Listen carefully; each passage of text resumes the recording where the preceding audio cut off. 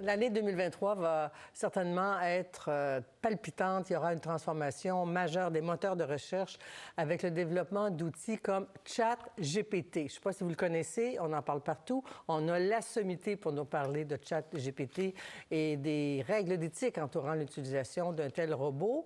Est-ce que c'est l'avenir? Est-ce que ça risque d'encourager la paresse et la facilité comme certains le craignent? Est-ce que je pourrais faire toutes mes entrevues avec ChatGPT puis j'ai juste à répéter les questions? En tout cas, j'en parle avec Joshua Benjo, titulaire à l'Université de Montréal, fondateur et directeur scientifique de MILA, l'Institut québécois d'intelligence artificielle. Bonsoir, Joshua Benjo. Bonsoir. Alors, il y a tellement de questions qui se posent. D'abord, décrivez-nous ChatGPT, le nouvel ami de bien des gens.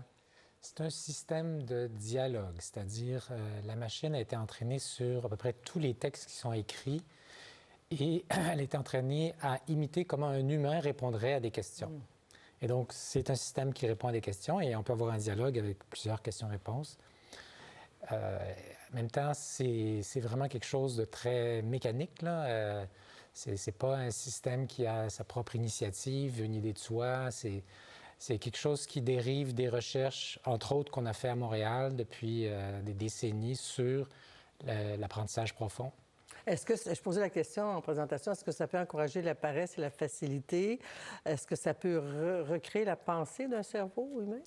Alors, on est loin de recréer la pensée d'un cerveau humain. Il y a encore beaucoup de différences et de capacités de notre intellect qui manquent à ces systèmes-là. Mais éventuellement, nous-mêmes, on est des machines biologiques. On va figurer comment ça marche de plus en plus et on va pouvoir construire des machines qui ont des capacités semblables. Et ChatGPT est un pas dans cette direction. Est-ce que ces machines-là sont capables quand même d'une forme d'intelligence? Oui.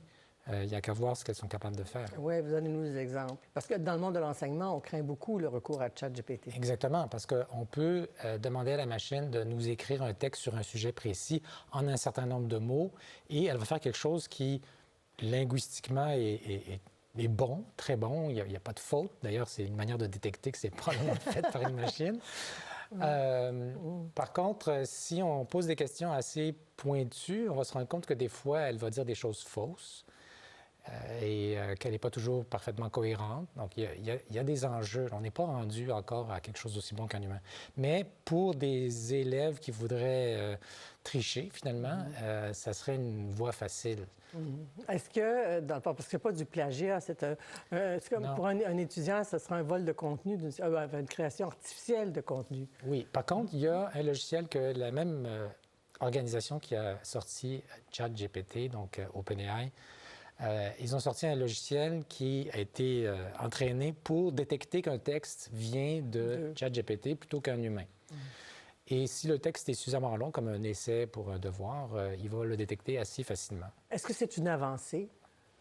Oui, c'est une avancée, disons, technologique. Au point de vue scientifique, premièrement, ils n'ont pas révélé les détails, mais si on se fie à ce qu'on connaît de ce qu'ils font et de ce qui se passe dans la communauté, c'est essentiellement les ingrédients qu'on connaît, mais à grande échelle, avec beaucoup d'ingénierie pour faire vraiment marcher ça bien, de façon à ce que les gens aiment le dialogue et voilà. Il faut nourrir la bête, en fait. C'est nourri avec à peu près tout ce qui a été écrit et qui est disponible sur Internet. Est-ce qu'on sait qui contrôle la bête, la machine, ChatGPT? C'est la compagnie OpenAI.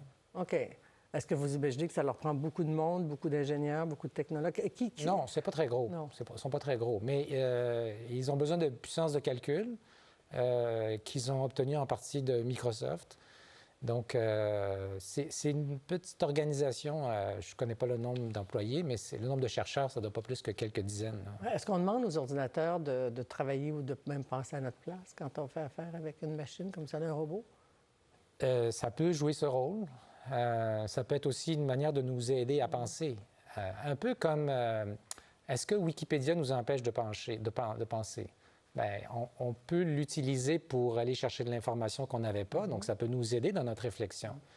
Donc, ChatGPT peut nous donner des idées sur un sujet qu'on ne connaît pas suffisamment. Mais au lieu d'avoir à chercher dans Wikipédia ou sur Google, on tape une question en français et il va nous donner des réponses dans notre langue. En plus, même pas en anglais, là. Alors, ça marche pour beaucoup de langues. Ah oui, en plus. Alors, écoutez, on a fait un petit test. Vous avez accepté qu'on fasse ce pari-là. On a eu de la difficulté à aller sur l'application. C'était très, très achalandé, là. Puis, vers 18 heures, ça a été possible. On a demandé à GPT qu'est-ce que Yoshua Bengio répondrait si on lui demandait « Est-ce que ChatGPT nuit à notre capacité de penser et de raisonner par nous-mêmes? » C'est la réponse que je donnerais en général pour l'intelligence artificielle et tous les outils puissants comme ça dépendt de l'utilisation qu'on en fait. Donc, c'est important de l'encadrer. Si on l'utilise comme un outil qui nous permet d'aller chercher de l'information plus facilement, tout simplement, par exemple, ça peut être très intéressant. Si cet outil est augmenté pour citer ses sources, ce qui n'est pas le cas actuellement, ça sera encore plus utile. Par contre, si ça devient quelque chose qui nous permet d'être paresseux, de faire le travail par quelqu'un d'autre, mais ça dépend. Si on n'a pas beaucoup de temps pour faire quelque chose puis qu'on a besoin de ça, ça peut être utile. Mais si c'est dans le cadre de l'éducation, de l'enseignement, où on a besoin que les élèves développent leur propre capacité à réfléchir par eux-mêmes, donc là, c'est un problème. Et je pense que les écoles, les universités vont pouvoir encadrer ça. Parce qu'il y a des logiciels, parce qu'il faut mettre des règles nouvelles. Puis c'est pas seulement à l'université, je pense qu'il faut des règles pour encadrer l'intelligence artificielle. Alors, voulez-vous que je donne la réponse de GPT? Oui. Vous lui donnerez une note après. Alors, je ne suis pas en mesure de prédire comment Yoshua Bengio répondra à cette question, mais il est possible qu'il dise que si les modèles de langage comme GPT peuvent fournir des informations utiles et aider à la résolution de problèmes, il est important que les individus utilisent leur propre pensée critique et de raisonnement plutôt que de s'appuyer uniquement sur la sortie d'un modèle de langage. Bon, GPT vous connaît. C'est pas mal, c'est pas mal. Parce que vous aussi beaucoup d'éthique. Je continue.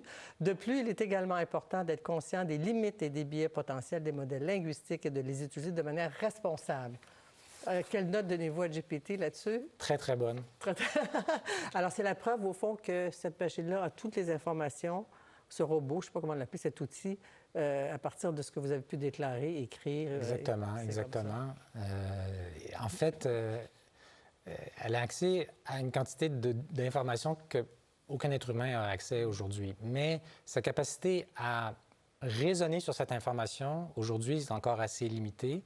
Puis toutes ces connaissances viennent de ces données-là, alors que nous, les êtres humains, on peut se donner des instructions supplémentaires, on peut aller par-delà, par exemple, les biais qui pouvaient être dans les données. Donc, on craint que les systèmes de langage, et il y a des exemples, vont reproduire les biais, les discriminations qui sont dans la manière dont les gens s'expriment. Et puis, il y a aussi le problème que ChatGPT a été entraîné à imiter comment un humain parlerait.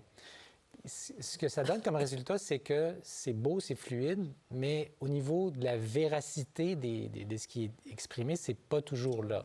Et donc, il ne faut pas le prendre pour de l'argent comptant. Mis au pied de la lettre. En terminant, il y a un accusé aux États-Unis qui se sert d'un autre outil qui est une espèce de robot. Là, ça s'appelle Do Not Pay, une autre entreprise. Et au lieu, il remplace l'avocat par un robot pour le conseiller.